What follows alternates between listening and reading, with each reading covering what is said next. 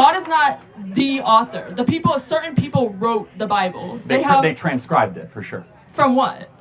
Well, Moses heard from God, and he transcribed Genesis, Exodus, Leviticus, Numbers, and Deuteronomy. But Moses wasn't alive when all of these other people were writing the same book. Okay, right. So what you're talking about is, again, there's one author, many transcribers, but that actually proves the point of the Bible.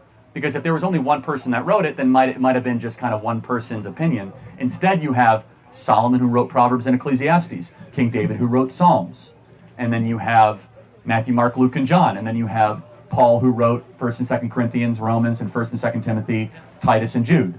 It kind of proves the point that all these people weren't all like working together, yet 66 different books all came to the same conclusion. That there is a God, we are not him, we're in constant rebellion against that God loves us so much because God is love, that he sent his son on a rescue mission to save us from our broken nature so that we can live forever. I'm sorry to interrupt you, but you're getting off a topic. So basically... Did I get off topic, guys? I don't think I did. Because if... Okay. It's okay. But it doesn't all come to the same conclusion because there are multiple stories in different books, there are multiple stories of the same story. And all of these writers... Like what? You mean like the birth of Jesus? Yes. But they're not contradictory. That's actually what proves They the are point. Contradictory. How is the birth of Jesus?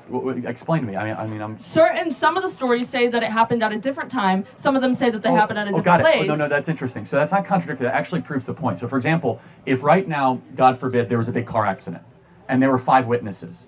Someone would say, well, I think he was wearing a yellow shirt, and someone would say, well, I think it was like a yellowish red shirt, and someone would say, I think the car was red, and then what the fact gatherer does is they'll see a pattern between that, because even when you have a lot of eyewitnesses, not everyone's eyewitness will be exactly the same, but everyone will agree, oh, there was a car accident.